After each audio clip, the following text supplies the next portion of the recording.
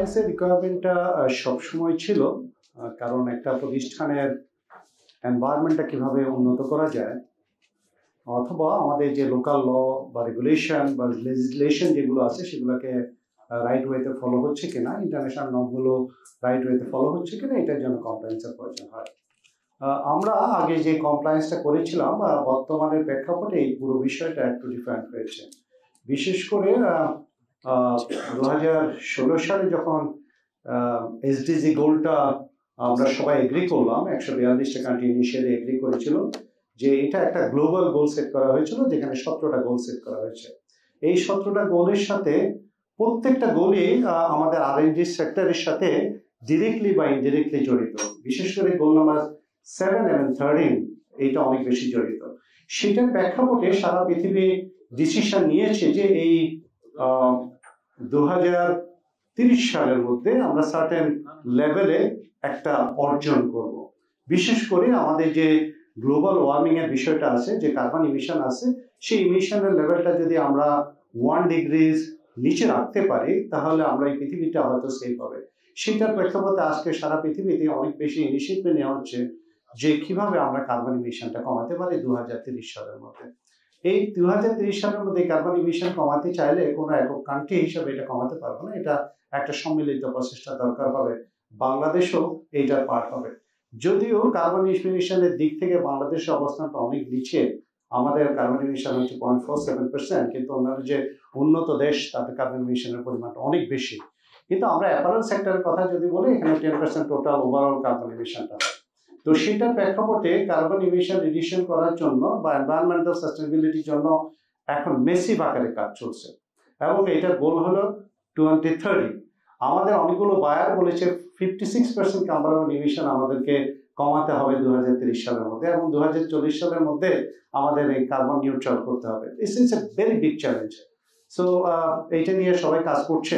Unfortunately প্রায় 200টার মতো green factory আমাদের এখানে হয়েছে, এবং এটা ছাড়া মেসিভ আকারে কাজ করছে। এখানে আমরা কার্বন ইমিশনের কথাটা যে বলি, এখানে যে টেক্সটাইল সেক্টরটাকে 4 ভাগে ভাগ করা হয়েছে, লেভেল 1, লেভেল 2, লেভেল 3 বা লেভেল 4 পর্যন্ত।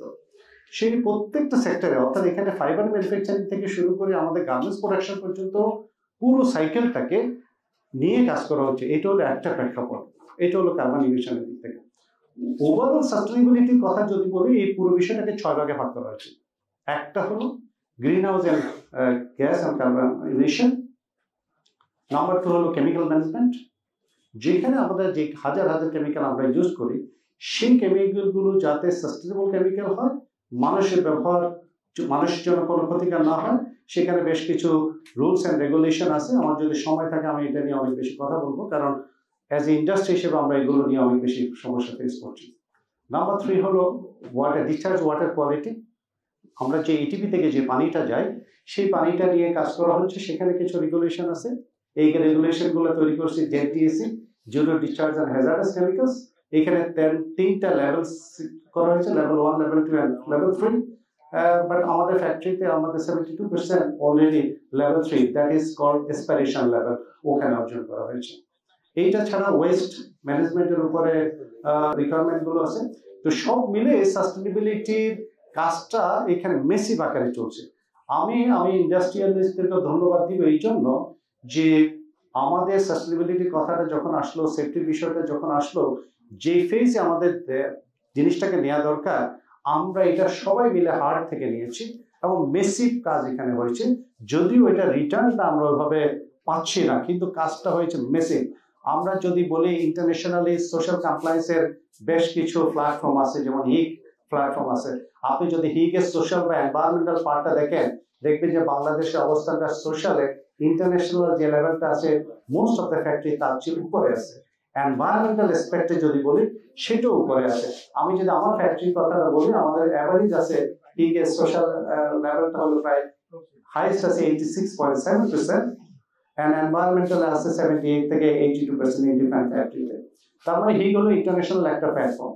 সব মিলিয়ে আমি যদি সামারি টানতে চাই, এই রিকোয়ারমেন্ট গুলো মানে সাথে সাথে যে জিনিসটা আছে, আজকে এই এনভায়রনমেন্টাল বিষয়গুলো বা সোশ্যাল বিষয়গুলো অথবা ম্যাটেরিয়াল সাস্টেনেবিলিটি বিষয়গুলো যদি আমরা কমপ্লাই করতে চাই, এইখানে কিন্তু প্রচুর কস্টের বিষয়টা জড়িত।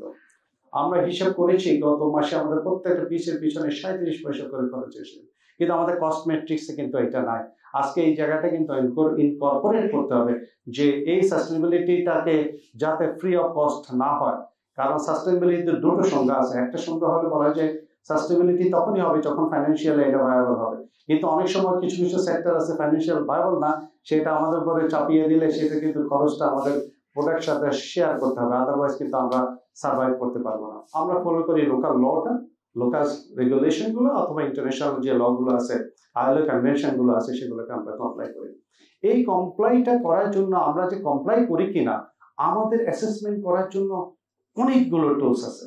আমাদের প্রত্যেকটা টুলসকে কিন্তু কমপ্লাই করতে হয়, কিন্তু এই জিনিসটা যদি অস্পষ্ট হয়, লাইক আজ আমাদের এখানে সোশ্যালের জন্য কমপক্ষে 20টা রকমের ওয়েতে আমাদেরকে অ্যাসেসমেন্ট করা, একই ফ্যাক্টরি, একই রেগুলেশন, একই ল, কিংবা এনভায়রনমেন্টাল কথা বলি যদি, বিশেষ করে কেমিক্যালস, আপনার অনেকগুলো প্ল্যাটফর্ম, অনেকগুলো মেথডে আমাকে অ্যাপ্লাই করে, এবং প্রত্যেকটা খরচগুলো কিন্তু ফ্যাক্টরিকে বিয়ার করতে হয়। এইখানে এইটার জন্য ইউনিফাইড একটা সিস্টেম দরকার, যেটা এইভাবে আনঅ্যাড্রেস ওয়েস্টে চলতে পারে না, কারণ ইউনিফাইড সিস্টেম দরকার। তাহলে গোল যদি একই হয়, আমাদের গোল যদি একই হয়, মেজারিং যদি একই হয়, আমার ধারণা আমরা আরো দ্রুত ওই জায়গায় যেতে পারবো এবং আমাদের খরচগুলো অনেক বেশি কমতে পারে। ধন্যবাদ।